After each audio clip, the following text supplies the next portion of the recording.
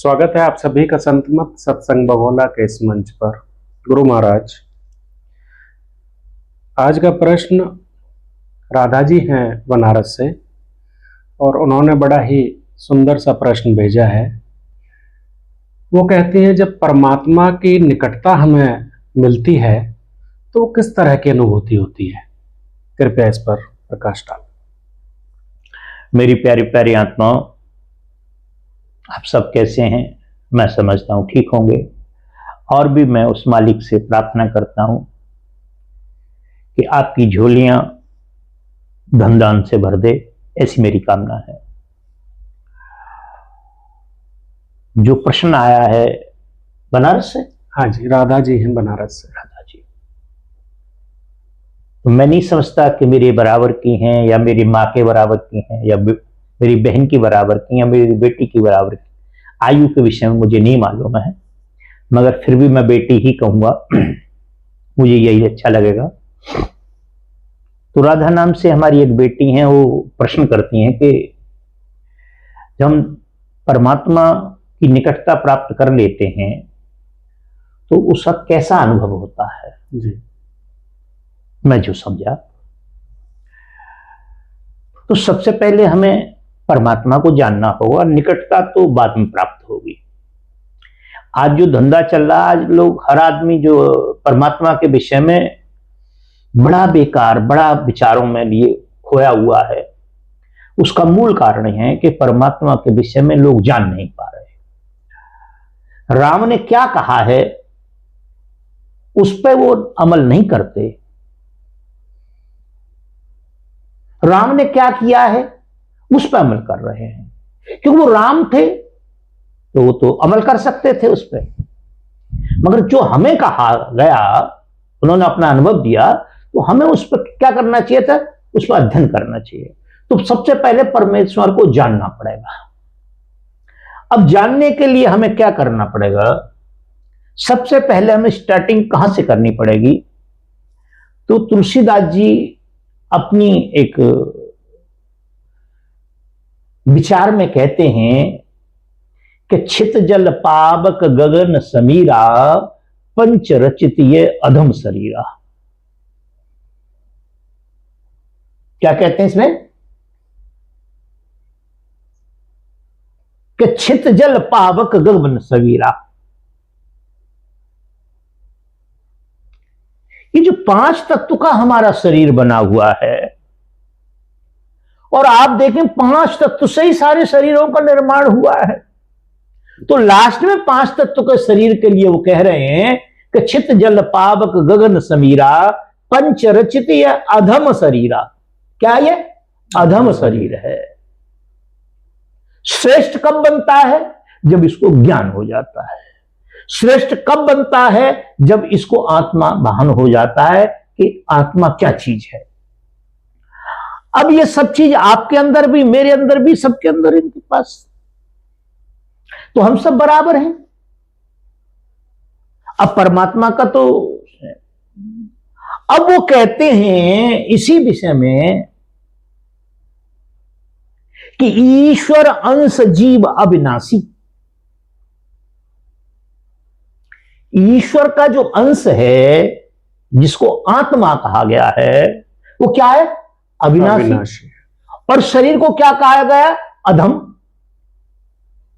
वो क्या है? अविनाशी। इधर क्या कह रहे हैं? अधम। ईश्वर अंश जीव अविनाशी, चैतन्य। जड़ नहीं है ये शरीर, जड़ है सब। चैतन अमल, कोई अमल मल नहीं है उसमें, कोई गंदगी नहीं है, कोई विचार नहीं है। चैतन अमल, सहज, सहज, सहज भाव में जो है, सुख राशि, और सुख की राशि है।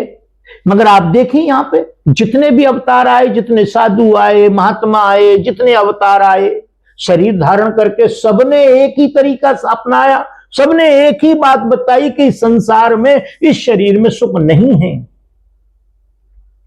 इस शरीर में सुख तब होगा जब इस शरीर में ज्ञान हो जाएगा। और ज्ञान किसका होगा? ज्ञान अपने आप का होना चाहिए। क्योंकि आप ही आत्मा हैं। और एक समय पे संतों ने बताया है, एक जगह देखते हैं हम योग वशिष्ठ में, गुरु महाराज सभी बच्चों को पढ़ा रहे हैं, और जब पढ़ा रहे हैं तो आज्ञा लेकर के राम खड़े होते हैं और कहते हैं, हे प्रभु, आपने हर प्रकार के विषय का हमें ज्ञान दिया, चाहे वो राजनीति हो, चाहे शस्त्र नीति हो, चाहे जो भी अनेक प्रकार की नीतियां हैं, मगर एक ज्ञान आपने हमें नहीं कराया।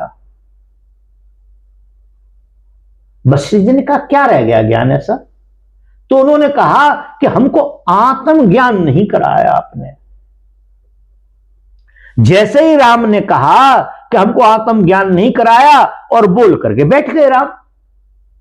अब गुरु महाराज गद्दी पे बैठे, वो मौन हो गए। जब वो मौन हो गए, 1 मिनट हो गई, 2 मिनट, 4, 5, 10 मिनट हो गई, तो राम को यह बर्दाश्त नहीं हुआ। अश्रुधारा बहने लगी और खड़े हुए और कहा, हे प्रभु, मेरे मन से, वचन से, कर्म से किसी प्रकार से कोई अहित हुआ हो तो मुझे क्षमा चाहता हूं, मुझे क्षमा करें, अज्ञान बस कुछ कह दिया हो। वशिष्ठ जी ने कहा, करे, आपसे अज्ञान तो कोसों दूर रहता है, और अपराध के विषय में आप सोच भी कैसे सकते हैं कि आपसे अपराध हो सकता है? नहीं, कोई अपराध नहीं किया आपने। बोले, मैं तो इसलिए क्योंकि आप मौन हो गए, आप कुछ बोल नहीं रहे। वशिष्ठ जी ने कहा कि मैं तो आपके ही प्रश्न का उत्तर दे रहा था, आपके प्रश्न का उत्तर दे रहा था मैं। उन्होंने कहा, जी आप तो मौन थे। बोले, आत्मा का जो विषय है वो मौन है, कहत सुनत नहीं जाए बखानी, न कहने में, सुनने में, न बखान करने में आता है। तो ईश्वर अंश जीव अविनाशी, चैतन अमल सहज सुख राशि, सो माया बस भयो गुसाई। क्या हुआ? माया बस, माया माने शरीर है, इस शरीर से कहीं माया अलग नहीं है। अब हम शरीर में बंध गए, पंच रचित अधम शरीरा, नहाना खाना, लेना देना, सुख और दुख, अच्छा और बुरा आत्मा को नहीं होता है, न परमात्मा को होता है। क्योंकि जिसका जीवन होता है उसकी मृत्यु होती है, जिसको सुख होता है उसी को दुख होता है, जिसको अच्छा लगता है उसी को बुरा लगता है। और जिसे अच्छा नहीं लगता बुरा क्यों लगेगा?